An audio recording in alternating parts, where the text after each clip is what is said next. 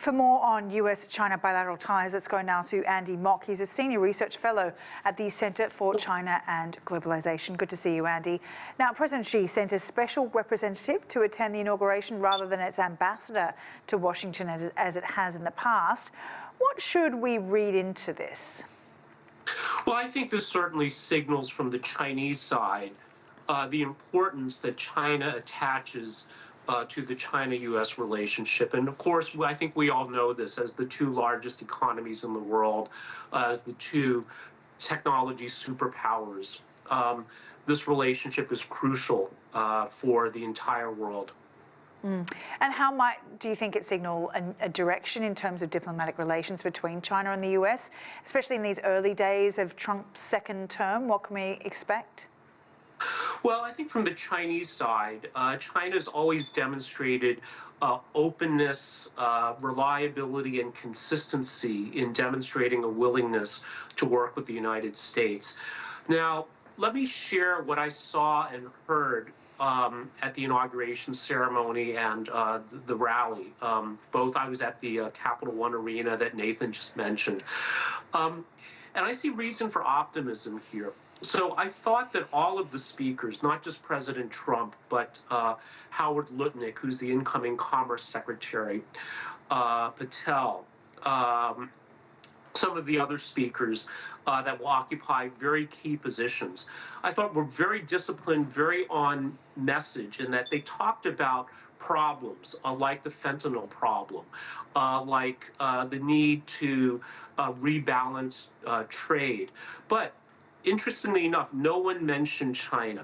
And I think that this is a positive signal, and I hope shows that the U.S. is looking to take a pragmatic approach to solving specific problems versus demonizing a particular country. And of course, we've seen examples of this in the first Trump administration. So this, to me, was something I saw and heard that was, I thought, quite striking.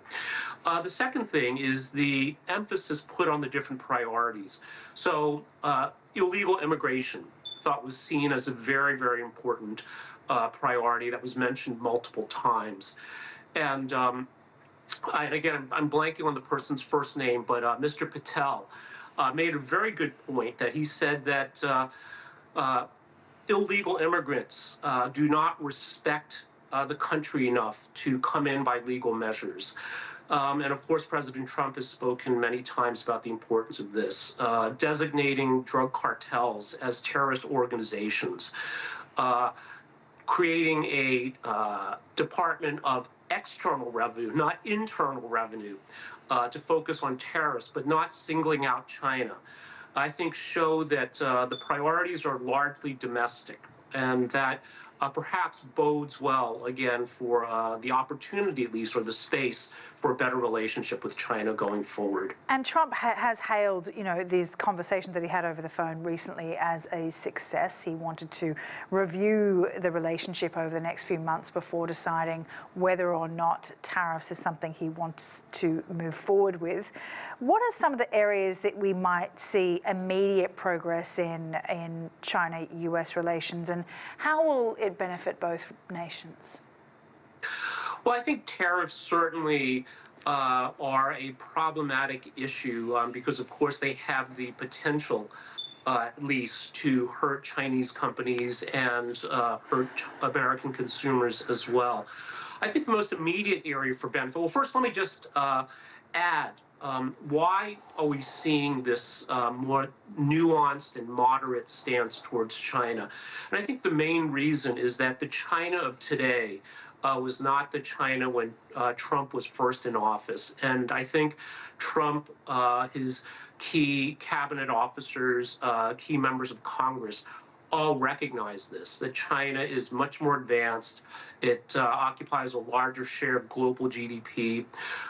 Its integration into the global economy and with the American economy as well is much deeper and broader, and I think requires a more pragmatic approach. So given that, I think some of the short-term advantages certainly are a willingness to engage on equal terms. And this is something that, of course, China has stressed, that all relationships among states must be based on mutual respect, respect for sovereignty.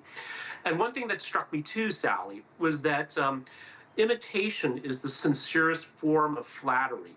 And Trump's special envoy to the Middle East also gave a speech, and I thought it was notable that the first thing he said in finding a durable solution for the conflict in the Middle East is respect for sovereignty and mutual respect among the parties involved. And of course, this is something that I think has been a cornerstone of China's interactions with countries around the world. So I think for these reasons, I do feel more optimistic in a second Trump administration than in the first one.